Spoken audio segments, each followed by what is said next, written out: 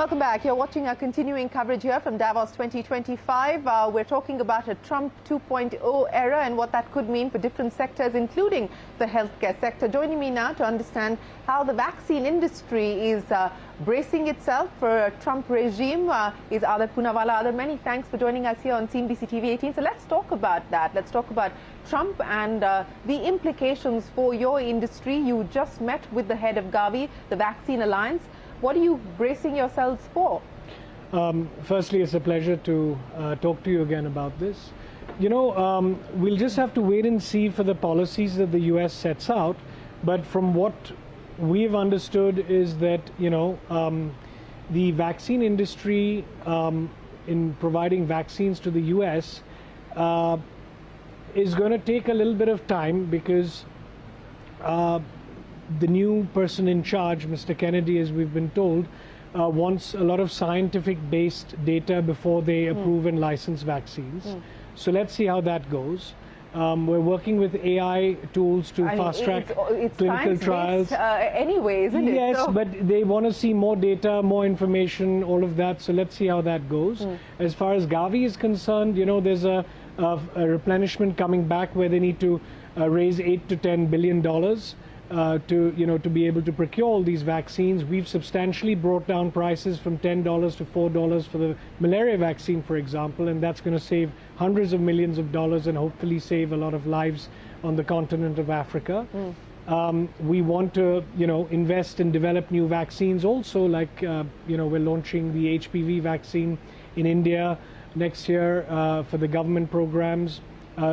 This year, and then, export some of that next year. So you've got a lot of things in the pipeline, and things are looking good. Well, things are looking good in your words, but let's talk about the malaria vaccine, because that was the big breakthrough in 2024 when you started your dispatches. What's the outlook now in terms of the uptake of the malaria vaccine, the capacity for the same as well? Well, we're investing to build a capacity of around 100 million doses annually.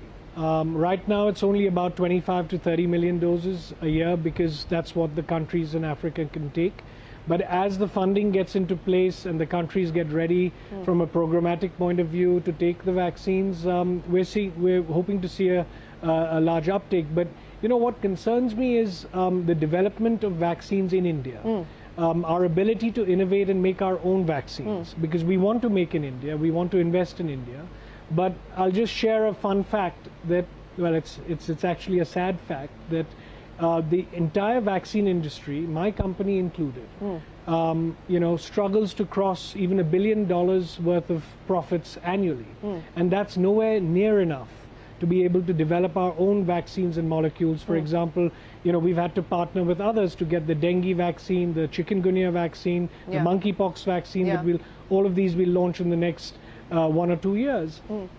So, I think the government has to relook at and relax some of the price controls that we have. We're not talking about removing price controls because we want the public at large to be able to access, affordable healthcare. But today we're selling vaccines at less than the price of roadside shoes and other consumables and commodities that, it needs to be relooked at, because only then can we make enough profits to reinvest and innovate and make our own vaccines. So you're saying the profits that you're making today are not enough for you to be able to invest in R&D? No, not at all. If you just look at some of the companies here, Pfizer, GSK, Sanofi's, if we want to have those companies and that size of a company, for Indian, they make, tens of billions of dollars worth of profits, so that, each of these drugs and vaccines take, years to develop and hundreds of millions of dollars. Take the malaria vaccine, it was all self-funded, we funded it ourselves, but it took us 5-6 years. We could have done that much faster. As I said, the whole vaccine industry combined makes just $1 billion worth of profits. You look at all the other industries in India, they're flourishing. IT industry, the auto industry, steel, you name it, everything, because they don't have restrictions. If the biotech industry got what the IT industry got 10-15 years ago, every biotech company would make $1 billion a quarter, you know, and that's the kind of money and capital you need. But we're talking about healthcare, we're talking about saving people's lives, so it has to be something that, you know, a common person can access. Absolutely. So when I say relook at it, I'm not talking about removing price controls. I'm talking about relaxing price controls. So if we're talking about a vaccine which is being sold at 100 rupees or 200 rupees, right now the MRPs are being reduced. And someone needs to look at it. Instead of being increased by, you know, 10 or 20% or 30%, you know, and these are vaccines that you take, for example, that protect you for, say, 10 years.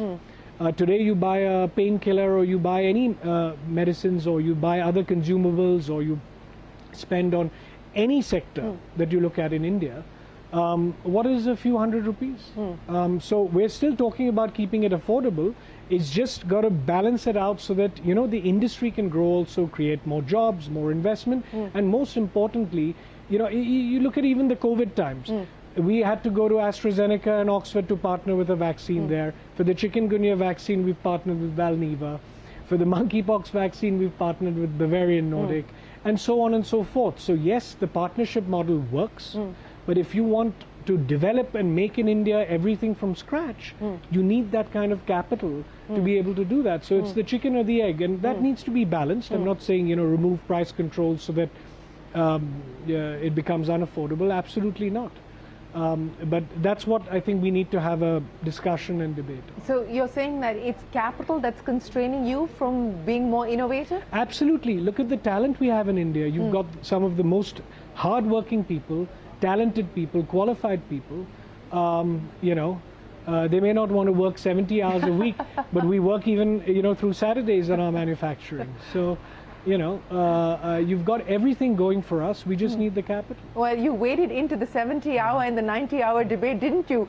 Tweeting a picture of yourself and claiming that your wife is the one staring at you on a Sunday. Well, I don't know how much she actually stares at me on a Sunday, but the point was made in lighter vein to just articulate that, you know, there are things outside of work that one needs to be able to enjoy, experience.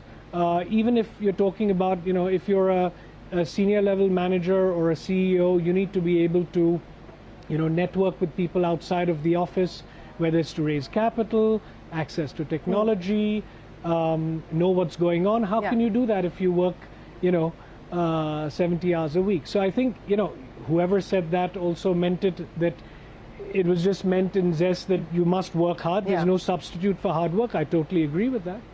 But it needs to be balanced.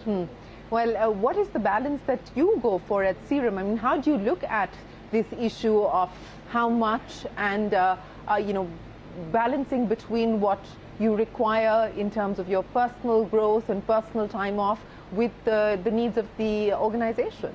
Well, I dedicate 70 to 80% of my time on Serum Institute, and we have other businesses and investments like Poonawalla Fincorp, and, you know, we have a lot of private equity investments that I manage as well.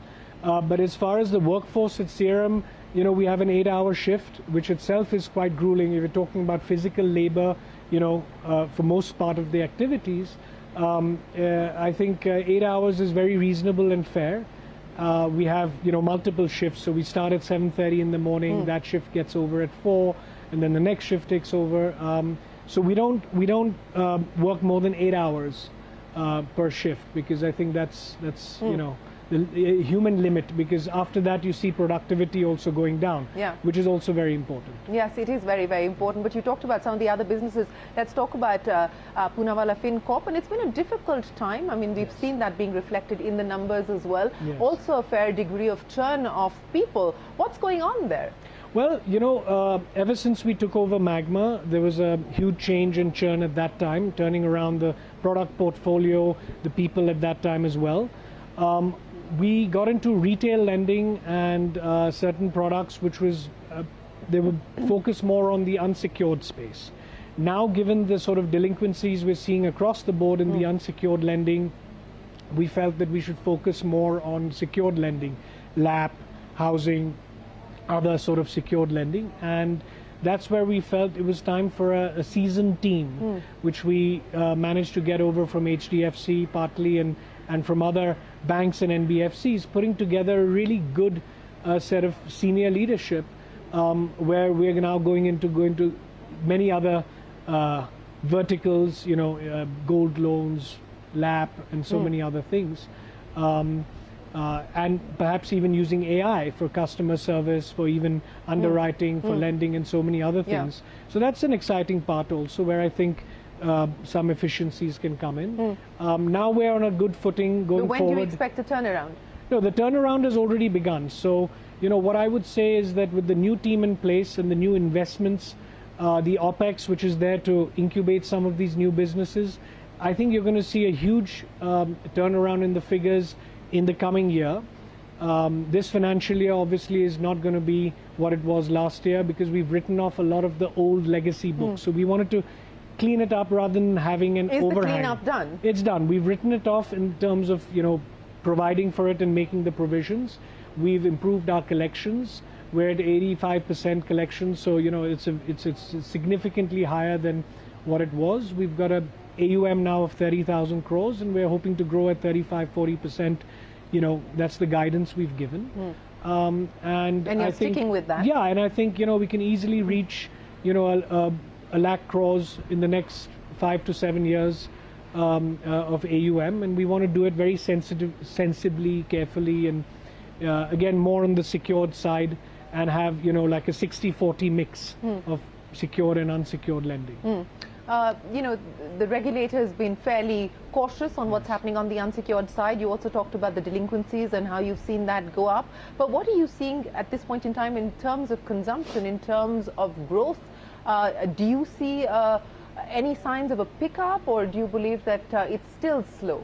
Well, the consumption has slowed down across the board, as we've seen. But what worries me is that in this sector, whether it's fintechs and other NBFCs or whoever else it is, we need to be careful on over lending and making it too easy for people to just borrow money. Because let's look at someone who's not understood or grasped the whole situation, where today you're seeing people borrowing. You have a loan, and then you pay off that loan by borrowing again from someone else. And I think that needs to be curtailed and watched. And the responsible players at least have a very strict limit. That look, if they've got a loan from someone else, then this is how much we're prepared to lend to them. I think if that discipline is maintained, that'll kind of reduce the delinquencies. And I think as people realize, and they've been investing a lot in the stock market, as we've seen.